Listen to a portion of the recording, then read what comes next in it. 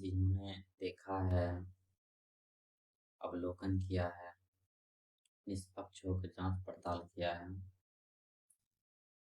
उन्होंने कहीं न कहीं ये वक़्त ज़रूर दिया है या उस घड़ी पर ज़रूर आए हैं, इंसान ही विकृति होता है।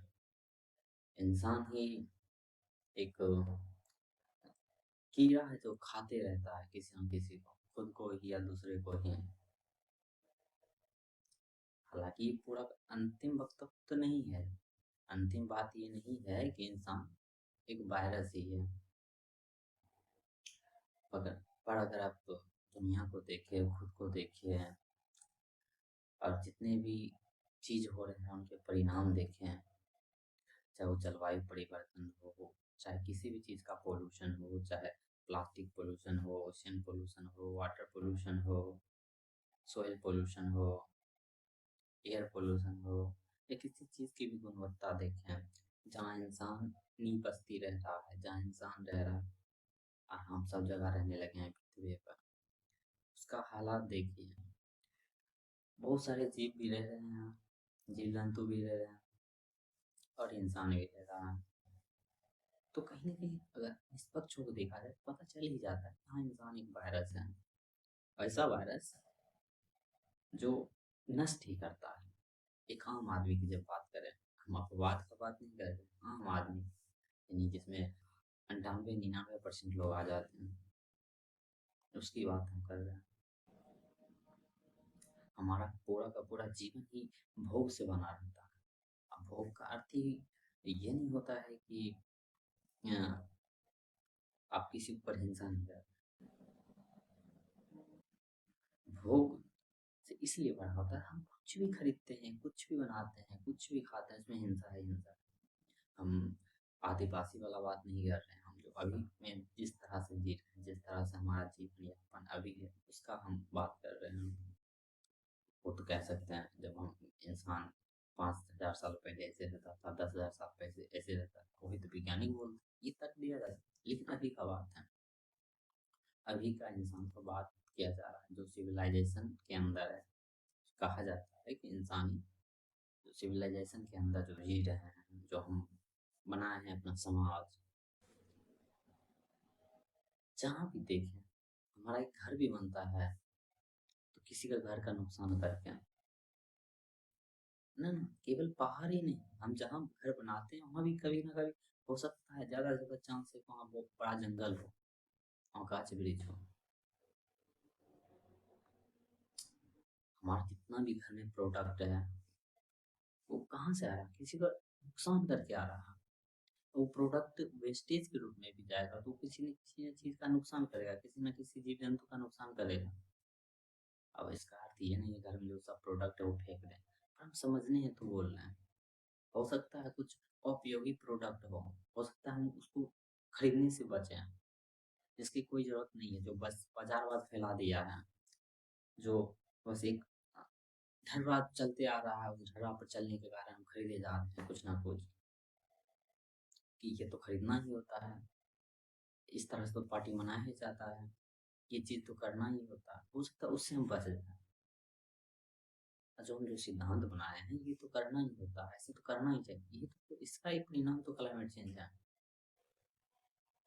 हम ही तो डिसाइड करते हैं ना, क्या करना है, क्या नहीं करना। कौन भोग रहा है? हम ही सब तो भोग रहे हैं।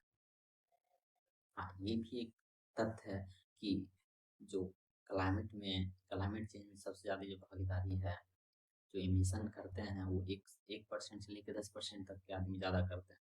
ये भी एक तथ्य है। लेकिन वो 10% को कौन पूछते रहता है? और जो 90% है, क्या 90% में कौन ऐसा व्यक्ति है जो 10% में घुसना नहीं चाहता? साफ शब्दों में कहें तो जो अमीर है वो सबसे ज़्यादा इमिशन करता है, पृथ्वी को नष्ट कर रहा है।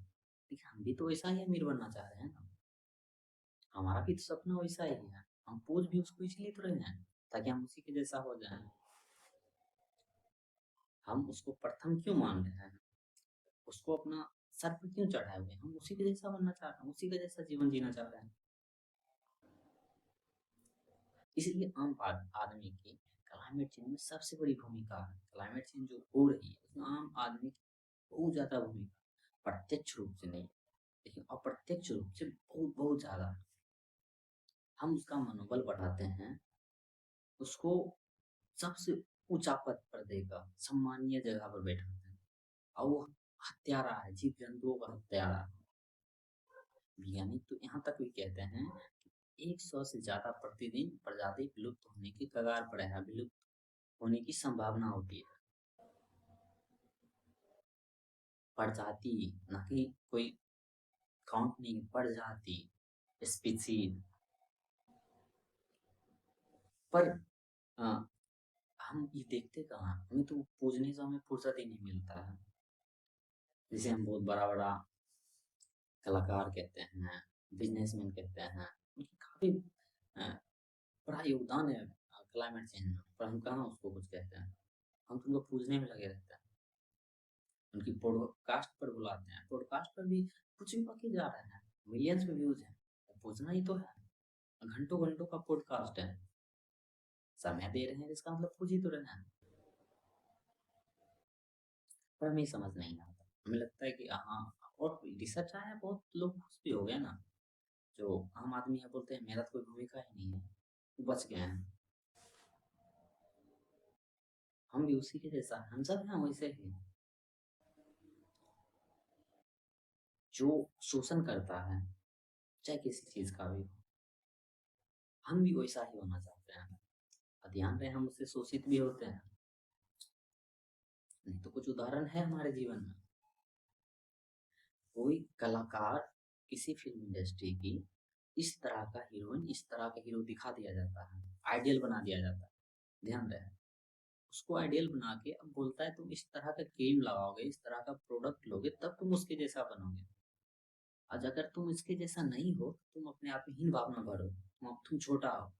क्या शोषण कर लिया, छोटा करके शोषण कर दिया, अब वो छोटा बना दिया। एक प्रस्तुति किया, एक आइडियल चीज़ दिखाया, उसी समाज से कुछ स्त्री और कुछ पुरुष को निकाला और बोला ये आइडियल है। अब उस आइडियल को बोला कि अब ये सही है, तुम सब गलत हो, अगर ऐसा नहीं हो तो हीन भावना में रहो, अगर ऐसा नहीं हो तो हीन भावना में रहो। हीन भावना दे दिया, हालाँकि हीन भावना अपना मन से लेते हैं। जब तक हमारी इच्छा होती है उस चीज़ को लेने के, उसके ही सामने हम झुकते हैं। ये भी कहना कि हीन भावना वो देती है, लेकिन कहीं न कहीं वो मत, उसमें उसका भूमिका है। अब बोलता है ये हीन भावना बंद करने के लिए तुमको ऐसा प्रोडक्ट लोगे तब ऐसा बनोगे। इसीलिए तो आम आदमी को मशीन कहा गया, इसीलिए तो आम आदमी को ढर्रा कहा गया है। अब जब हम आम आदमी को बोलते हैं तो उसका पहली छवि होता है गरीब है, ऐसा कपड़ा पहना हुआ। जो पढ़े लिखे जो बड़े से बड़े इंजीनियर है, वो भी आम आदमी के अंदर आएगा। उसके दिमाग में जाओ, उसके देखो उसका जो ड्रीम है वो क्या है, जो कंजम्पशन करने की जो उसकी एक हवस है, वो वहीं से तो आया है। जो कन जो कॉस्मेटिक इंडस्ट्री जो खरीद रहा है, कौन खरीद रहा है? इंजेक्शन जो लगा रहा है फेस में, कौन लगा रहा है? आम आदमी तो लगा रहा है, मिडिल क्लास ही तो लगा रहा है। जो लग्जरी प्रोडक्ट खरीद रहा है, कौन खरीद रहा है? आम आदमी तो खरीद रहा है। आप आज कम ऐसे गाँव मिलेंगे जहाँ पर स्पोर्ट बाइक नहीं मिले, ना मिले।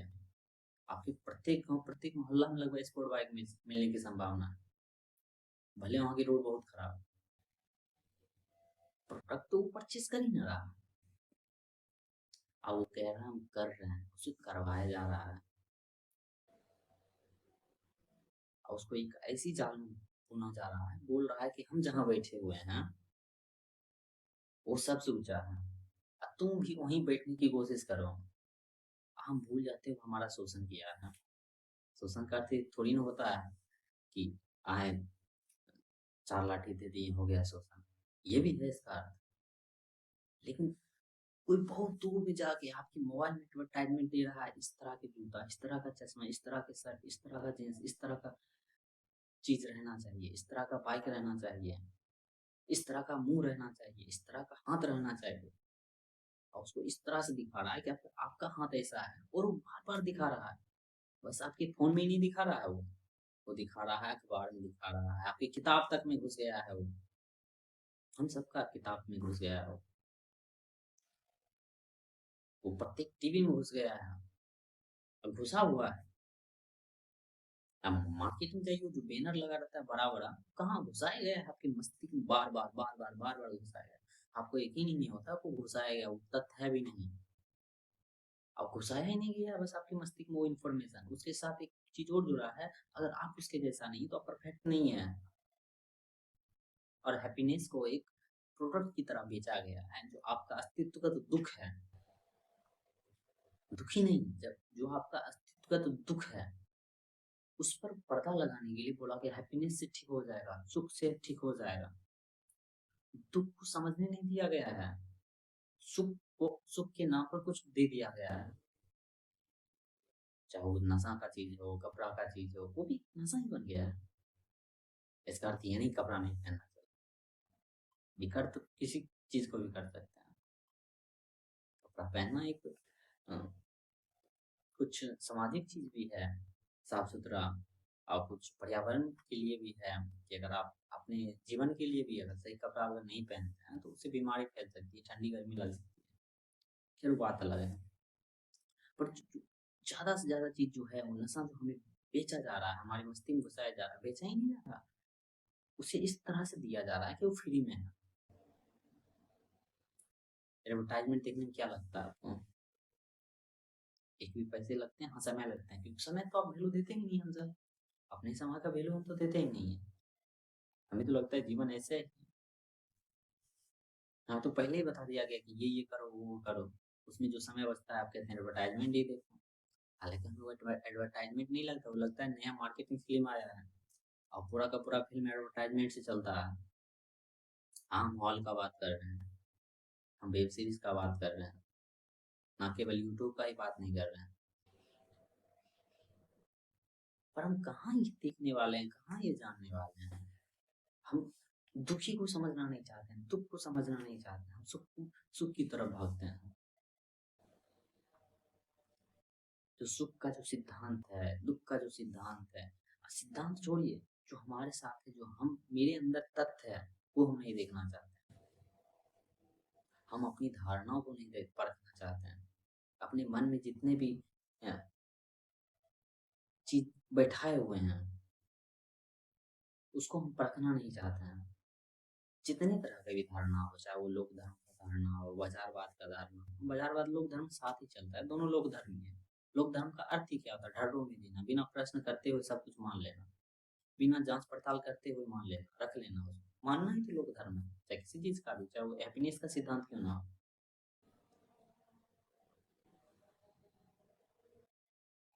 चाहे यही क्यों ना, happiness is the purpose of life, ये भी लोक धर्म द्वारा बनाया गया। ना हम लाइफ को जानते हैं, ना पर्पस पता है।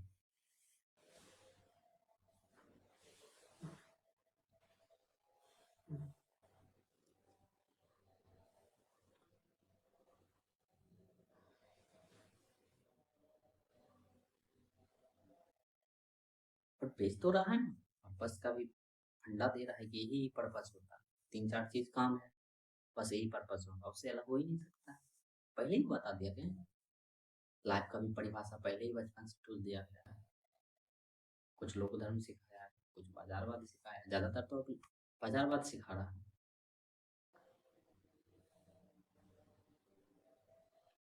हैप्पीनेस का भी तो बता ही दिया गया, हैप्पीनेस तो हम किसको कहते हैं? जहाँ दुख नहीं होगा उसको हम हैप्पीनेस बोलते हैं। हैप्पीनेस का हमारा फंडा ही क्या होता है? जहाँ दुख नहीं हो उसको हैप्पीनेस बोलते हैं।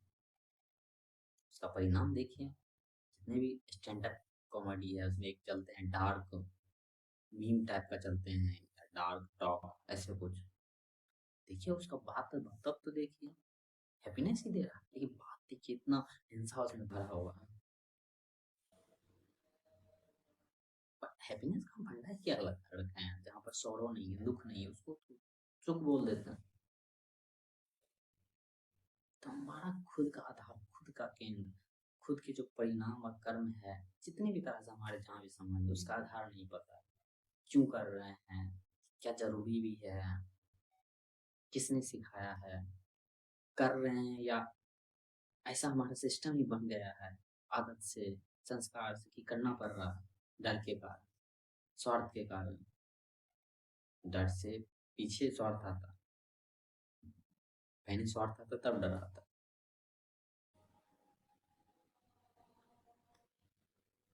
क्या उस स्वार्थ से हमारा चेतना है उसका विकास होगा या वो नीचे गिर जाए,